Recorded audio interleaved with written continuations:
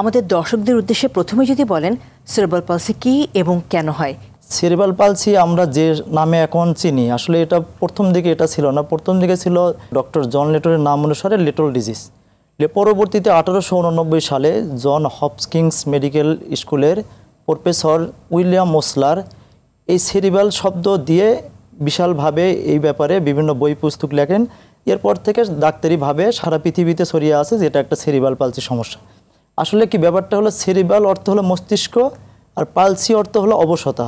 অবশতা কোথাকার, অর্থাৎ মস্তিষ্ক ঘটিত কারণে যদি শরীরের কোনো জায়গায় অবশতা হয় সেটাকে ধরা হবে সেরিব্রাল পালসি। তাহলে এই অবশতা আসলে কোথায়?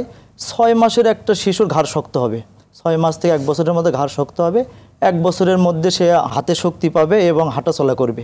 তাহলে হাঁটাচলা 1 বছর থেকে শুরু হবে। তো এই 3টা দিক, অর্থাৎ দুই হাতে শক্তি পাবে, পায়ে শক্তি পাবে, ঘাড় শক্ত হবে।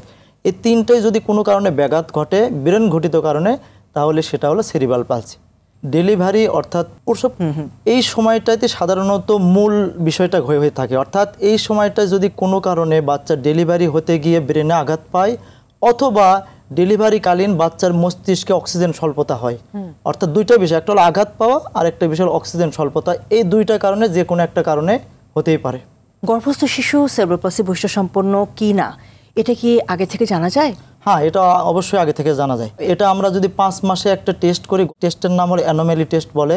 এই টেস্টে যদি করা হয়, এই টেস্টে টাকার অঙ্কটাও বলি, এটা 2500 টাকা খরচ হয়। এই টেস্ট করলে আপনাকে বলে দেবে যে ওর কোনো এই ধরনের কোনো অঙ্গের আঘাত পাইছে, অথবা ভেতরে অঙ্গের কোনো অবশতা, অঙ্গে শক্তি পাচ্ছে না এরকম, অথবা অঙ্গের কোনো বিকৃত অবস্থায় আছে কিনা, এটা এই টেস্টে ধরা পড়ে। এই টেস্টগুলো কোথায় করা হয়? সাধারণত বাংলাদেশ যে কোনো ক্লিনিকে এটা করা যায়। যারা আলট্রাসোনোগ্রাম করা যে মেশিন থাকে যাদের, তারাই করতে পারে এটা। তবে হ্যাঁ, এই ক্ষেত্রে ডাক্তারের কাছ থেকে একটু চেয়ে নিতে হয় যে আমার 5 মাস হয়েছে, আমাকে এরকম একটা টেস্টটা দেন, যাতে আমি বিষয়ে আমার গর্ভের শিশুটা ঠিক আছে কিনা দেখতে পারি।